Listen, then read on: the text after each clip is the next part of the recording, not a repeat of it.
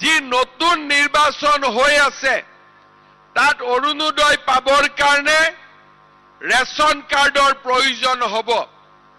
আজি আপোনালোকে যি ৰেচন কাৰ্ড পাব, গাঁও সভাত আপোনালোকৰ নাম অন্তৰ্ভুক্ত হোৱাৰ লগে লগে আপোনালোকৰ পৰিয়ালটোৰ সবিশেষ আমি ৰেচন কাৰ্ড নম্বৰৰ জৰিয়তে আমি লাভ কৰিম। কোনোবাই যদি ৰেচন নলয়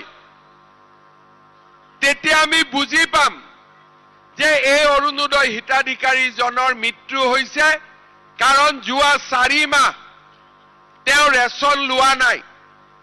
তেতিয়া চৰকাৰৰ টকাও আমাৰ বাচিব, তেওঁলোকৰ নামত আমি অৰুণোদয় নপঠালেও হ'ব।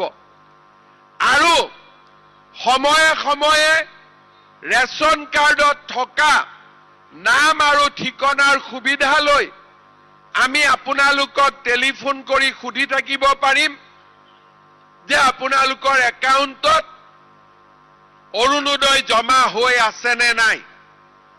আগতে আমাৰ অৰুণোদয় অসমৰ প্ৰতিটো সমষ্টিতে 22,000 বেনিফিচিয়াৰী আছিল আৰু এই 15 পৰা 28 তাৰিখৰ ভিতৰত নতুনকৈ আমি প্ৰতিটো সমষ্টিতে 8 পৰা 10,000 আৰু নতুন পৰিয়ালক আমি অৰুণোদয় আঁচনি দিম।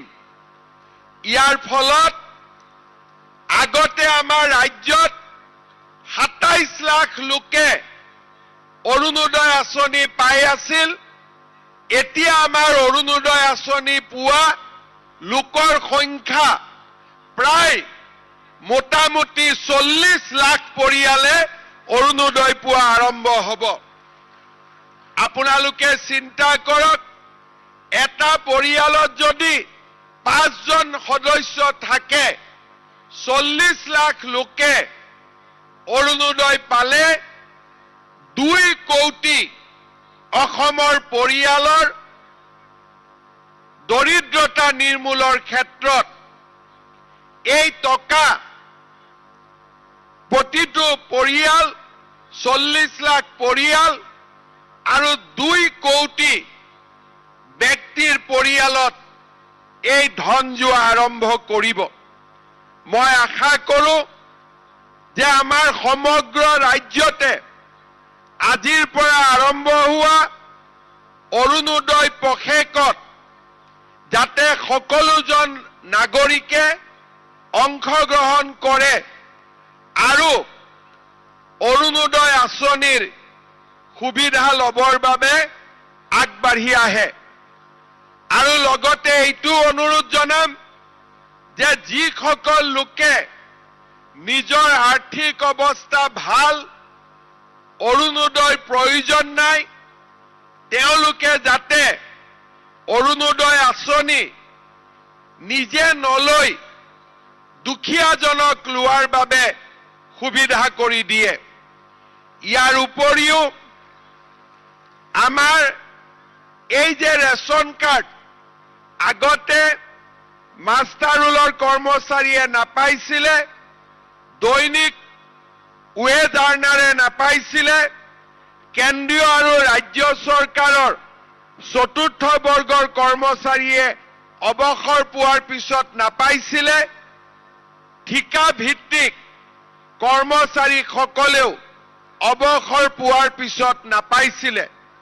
আজি আমি ৰেচন কাৰ্ড এই সকলোবোৰ পৰিয়ালক আমি দিয়াৰ ব্যৱস্থা কৰিছোঁ, যাতে চাউলটোৰ লগতে দুখীয়া লোকে বিপদে আপদে মেডিকেল কলেজত গ'লে, হস্পিটালত গ'লে যাতে ট্ৰিটমেণ্টৰ টকা দিব নালাগে, 5 লাখ টকালৈকে যাতে তেওঁলোকে বিনামূলীয়া চিকিৎসা লাভ কৰিব পাৰে।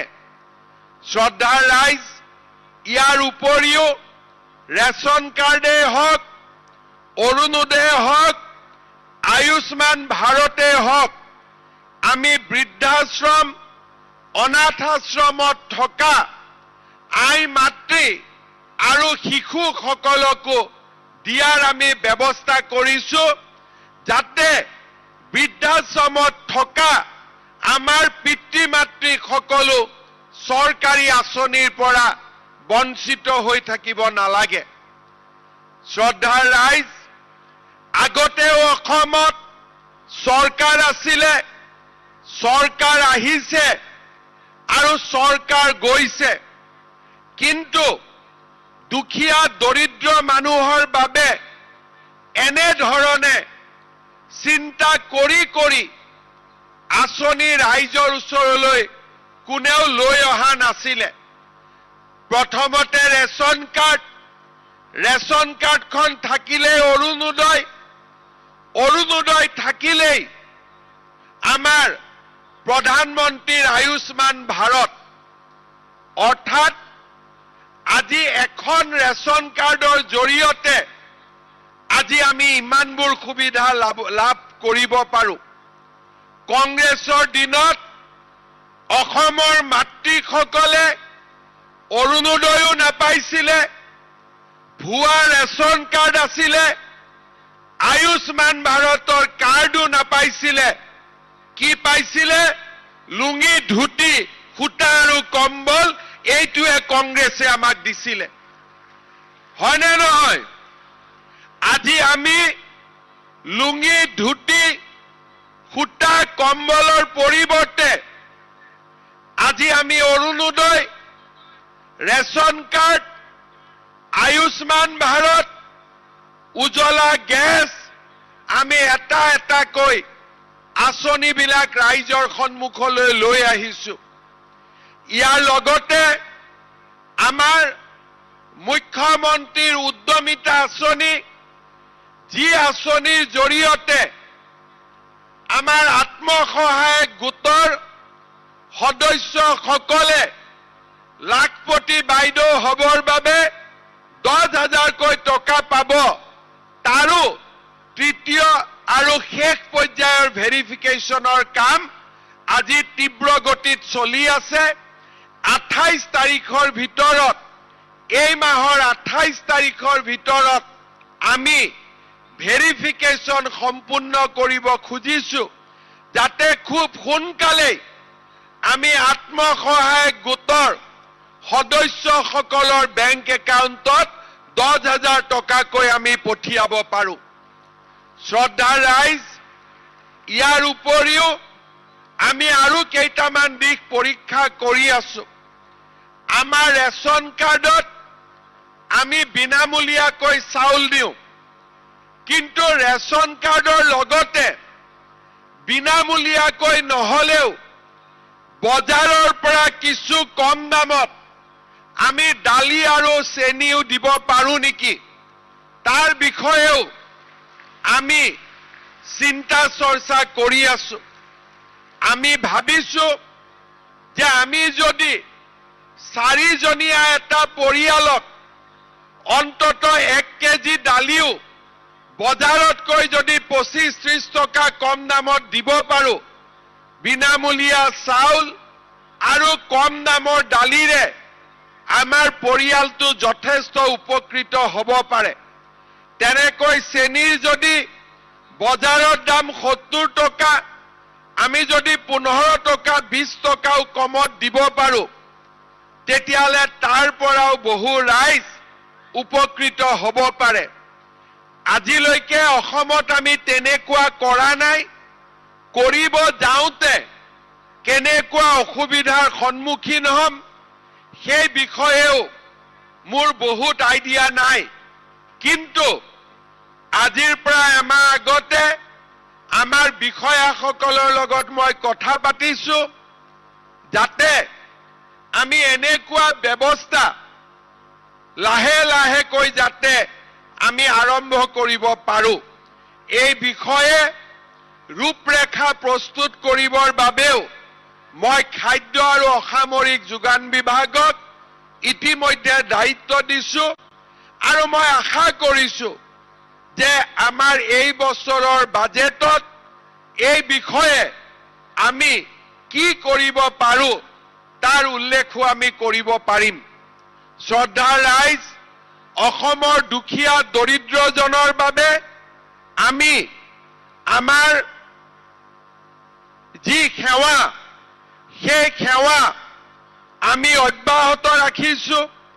চৰকাৰী চাকৰিয়ে হওক, দৰিদ্ৰজনৰ সেৱাই হওক, মুখ্যমন্ত্ৰীৰ উদ্যমিতা আঁচনিয়ে হওক, আত্মনিৰ্ভৰ অসম আঁচনিয়ে হওক, আমি আমাৰ ৰাজ্যখনত দুৰ্নীতি আৰু পক্ষপাতমূলক ব্যৱস্থাৰ পৰিৱৰ্তে অতি স্বচ্ছতাৰে ৰাইজক সেৱা কৰিবৰ বাবে আমি আমাৰ প্ৰচেষ্টা অব্যাহত ৰাখিছো।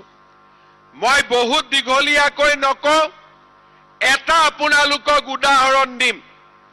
যোৱা পৰহি দিনাখন মই যোৰহাটত আছিলো, যোৱা কালিও মই গোলাঘাটত আছিলো, তাতো মই এই কথাটো উল্লেখ কৰিছিলো।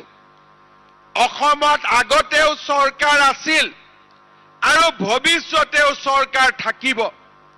আগতে যেতিয়া লোকসেৱা আয়োগৰ পৰীক্ষাৰ ৰিজাল্ট দিছিল, ACSৰ ৰিজাল্ট দিছিল, APSৰ ৰিজাল্ট দিছিল, মিঠাই কাৰ ঘৰত খাইছিলে?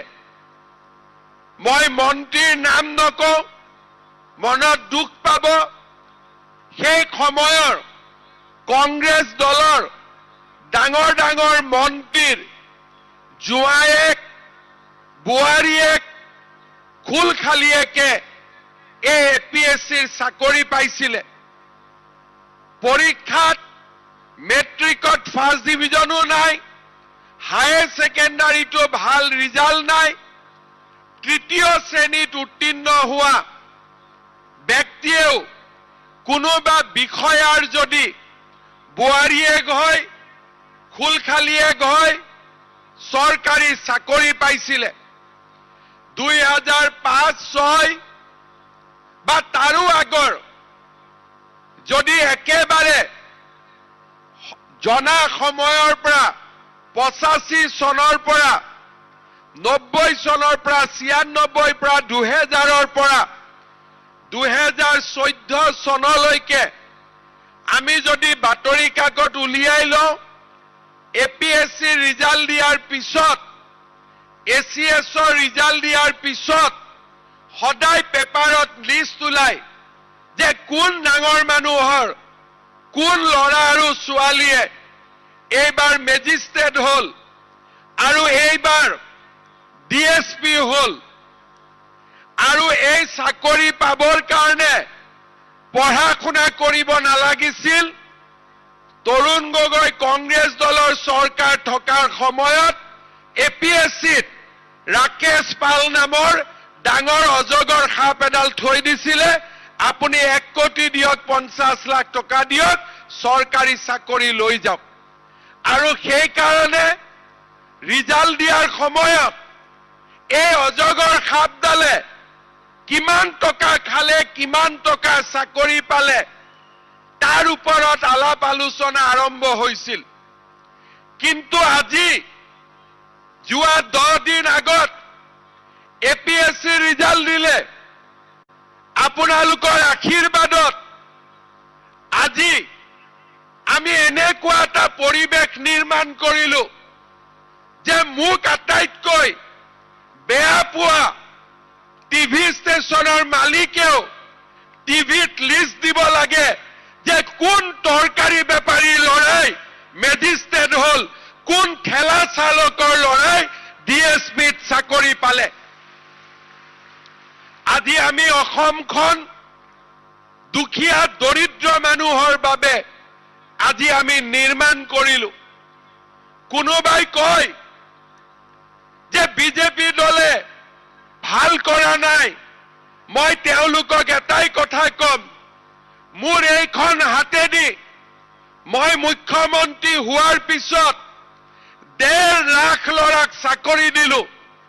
আৰু মই যদি 1 লাখ টকাকৈ ললোহেঁতেন, মই 1500 কোটি টকা মোৰ ঘৰত মই জমা কৰিব পাৰিলোহেঁতেন। আৰু চাকৰিৰ কাৰণে মাত্ৰ 1 লাখ টকা দিবৰ বাবে কোনেও আপত্তিও নকৰিলেহেঁতেন।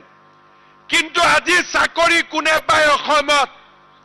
ঠেলাৱালাৰ ল'ৰা, ৰিক্সা চালকৰ ল'ৰা, গাঁৱৰ বিধৱা মানুহৰ ল'ৰা আৰু কষ্ট কৰি কাম কৰি ঘৰৰ আধা পেটত খাই স্কুললৈ যোৱা দুখীয়া মানুহৰ পৰিয়ালে আজি অসমত চৰকাৰী চাকৰি পায়। যি চাকৰি যোৱা কালিলৈ আমি কল্পনা কৰিব পৰা নাছিলো, আজি তেনেকুৱা পৰিয়ালৰ ল'ৰা ছোৱালীয়ে চৰকাৰী চাকৰি পায়। APSCত বহি থকা অজগৰক লৈ আহি আমি চিৰিয়াখানাত তালা মাৰি বন্ধ কৰি দিলো, যাতে কোনো দুখীয়া মানুহৰ টকা তেওঁলোকে খাব নোৱাৰে। ইয়াৰ ফলত কি লাভ হৈছে? যাৰ ঘৰত চাকৰি পাইছে ভাল কথা, কিন্তু যাৰ ঘৰত স্কুলত ল'ৰা ছোৱালী পঢ়িব যায় তাৰো মনত এতিয়া এটা আশাৰ সৃষ্টি হৈছে যে দিল্লীত নৰেন্দ্ৰ মোদী আছে, অসমত হিমন্ত বিশ্ব শৰ্মা আছে, বিজেপিৰ চৰকাৰ আছে, টকা পইচাৰে চাকৰি নহয়, মই পঢ়া শুনা কৰি চাকৰি পাব পাৰিম, মোৰ দেউতা মাৰ নাম উজ্বলাই তুলিব পাৰিম। আজি যিসকলে আমাৰ চৰকাৰক সমালোচনা কৰে তেওঁলোকক মই এটা কথা ক'ব খোজো যে যোৱা ৭৫ বছৰত কোনো মুখ্যমন্ত্ৰীয়ে ৰাজনীতিৰ পৰা দূৰত গৈ এটকাও টকা হাতত নোলোৱাকৈ চৰকাৰী চাকৰি দিব পাৰিছিল, এই কথা অসমৰ ইতিহাসে নকয়। কোনোবাই যদি টকা লোৱা নাছিল, ৰাজনৈতিকভাৱে চাকৰি দিছিল, কিন্তু এইখন চৰকাৰে টকাও লোৱা নাই, ৰাজনীতিও কৰা নাই। অসমৰ চৰকাৰী চাকৰি জগতখনলৈ নিৰ্মল গংগাক নমাই আনি অসমৰ ৰাইজৰ সেৱাত আমি নিজকে নিয়োগ কৰিছো। আৰু সেইবাবেই আজি কেতিয়াবা সমালোচকসকলে যেতিয়া মোক সমালোচনা কৰে তেতিয়া মই তেওঁলোকক কওঁ যে মাহৰ 10 তাৰিখে যেতিয়া বন কৰা মানুহজনীৰ ঘৰত, বিধৱা মানুহজনীৰ ঘৰত, যেতিয়া দিব্যাংগ মানুহজনৰ ঘৰত 1250 টকা কোনো দালাল নোহোৱাকৈ বেংক একাউণ্টত সোমাই, সেই 40 লাখ মানুহৰ আশীৰ্বাদে আমাক ইমান শক্তি দিয়ে যে সমালোচনা আৰু আমাক বেয়া পোৱা মানুহক নিজে নিজে এই আশীৰ্বাদে আঁতৰাই লৈ যায় আৰু আমাক আগুৱাই যাবলৈ নতুন শক্তি দিয়ে। শ্ৰদ্ধাৰ ৰাইজ, আজিৰ দিনটো